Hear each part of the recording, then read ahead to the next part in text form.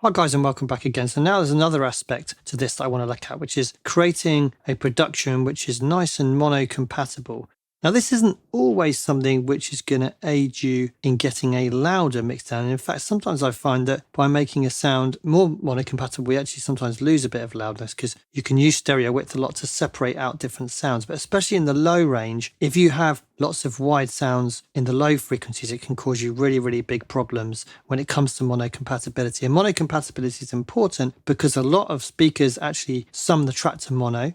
Speakers like iPhone speakers are stereo, but they're so close together that they become somewhere between mono and stereo. Club sound systems are often mono. So if you're making any kind of music which is going to be played on club sound systems, then you need to make sure that mono compatibility is present.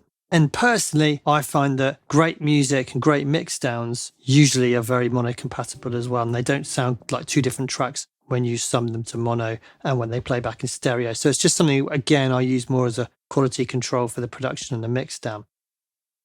So let's have a look at some kind of potential problems. We've got one problem in this track already, and I want to have a look at another problem as well. So this is a plugin I use every single track I make, which is Kick 2, and it's basically a kick drum synthesizer, but actually you could use it to synthesize any drums at all, really.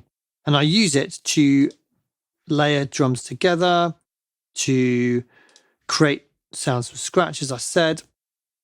So I find it a very, very useful tool. Now, I'm going to use this to play back our kick drum. So this is the kick drum that we've got in the track. Let's just copy down the MIDI. I'll mute this one. Okay, so we've got some filtering on there. Okay, so let's open the multimeter again. So what we're looking for here is, well, we know that we've got a nice kind of full frequency spectrum in the lower range, nothing much in the top, but we're going to look at that later. But you can see here, we're very correlated. So it's completely in phase between the left and the right hand channels. There's going to be no problems with any mono compatibility. Let's just double check this. It sounds identical in mono.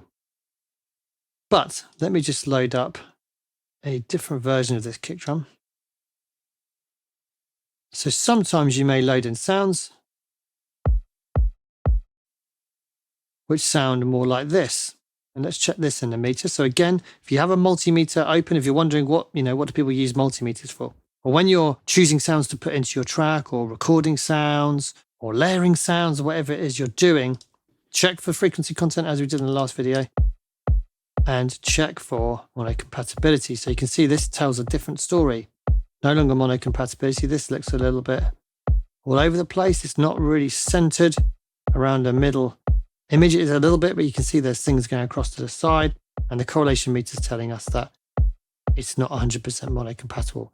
But the litmus test is, what's it actually sound like in mono? Awful is the answer to that question. So when you're choosing your sounds, make sure you check in a monoizer. I'm just using a simple gain plugin here. And make sure you check in the correlation meter that you have mono compatibility.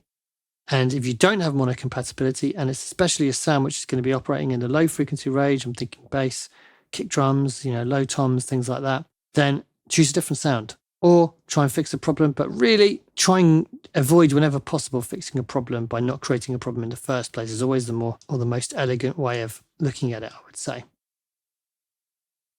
Okay, so I just wanted to kind of illustrate that problem that you may get with some of the sounds that you choose. Okay, let's delete this. Now, let's bring the kick back in. Now, try and listen to this track, because it's a good idea to try and actually find or train your ear to listen for these problems. Let's just mute the piano for now and the lead.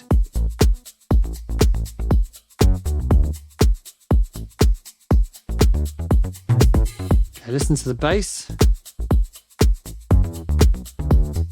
Kind of feels like it's kind of missing in the middle somehow. Let's check it in mono. Ouch. So what we're listening for is the kick and the snare. Do they change when we play it back in mono? The hi-hat, does that change when we're playing back in mono? Does it sound like the same sounds playing? Could you say the same thing for the bass? I don't think you could.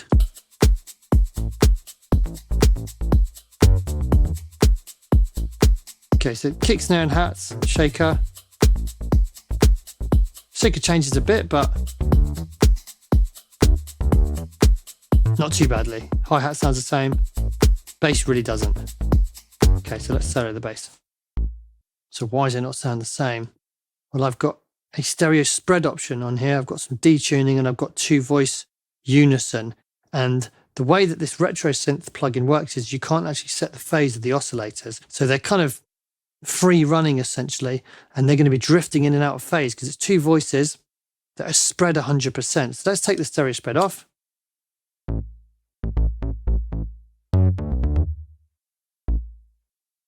Let's see how mono-compatible we are now.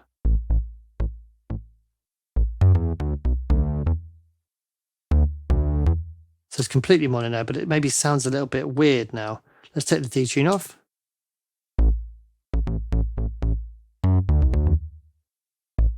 So now we've got 2 voices, but again, they're not synced. So they're not starting at the same point every single time. So again, they're drifting in and out of phase, just full stop. Not between the left and right hand channel because they're not spread. They're just going in and out of phase. So let's take the unison off.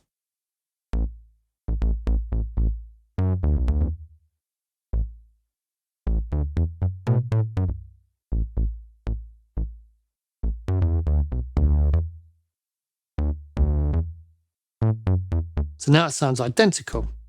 Let's try in the track.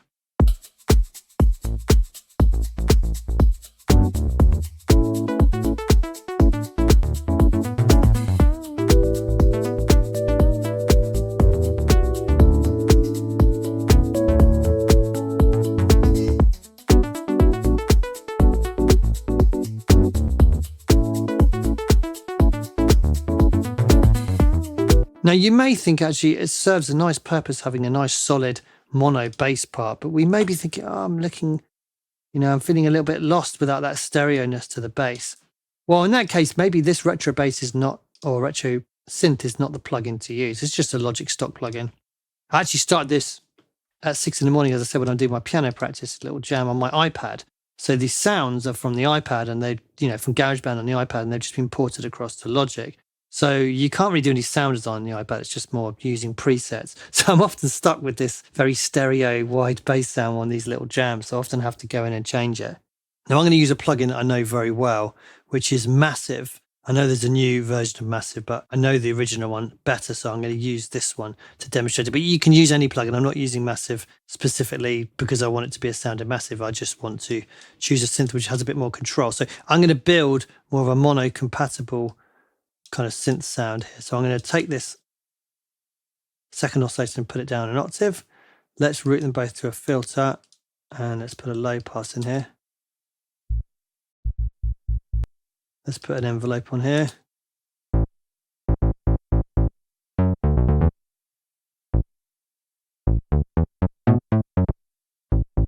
Okay, so let's go to voicing. Now, in fact, let's come to the oscillator phases. This time we can actually set the phase of the oscillators.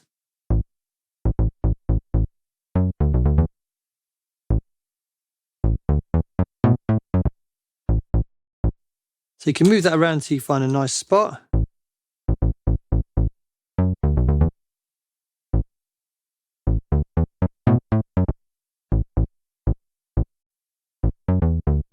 It's going to give us a more consistent sound. And now let's try some unison here and a little bit of widening.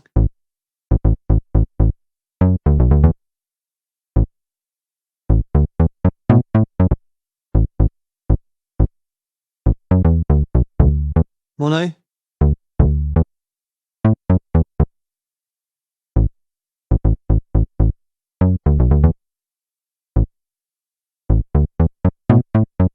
So this has got much more of a forgiving stereo width approach than retro synth does.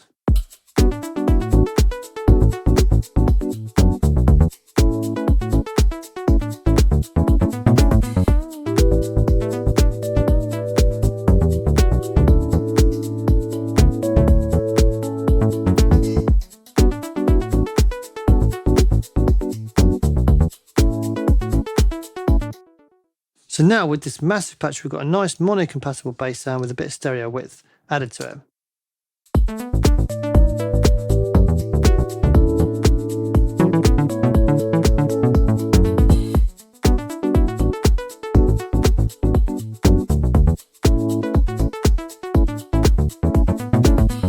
So it's much more solid, I would say. And actually, just as a comparison, I'm going to load up one of my favorite plugins, which is the Neutrik AB plugin.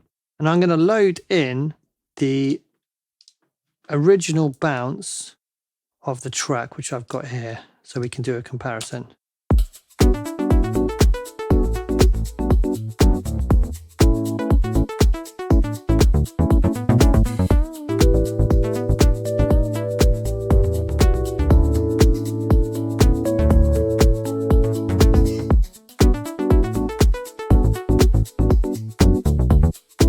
So you can hear that that's much more solid. And now the comparison, the original bounce I did of the idea as it was, the bass sounds like it doesn't belong in the middle. It's just kind of almost wider than the speakers or the headphones.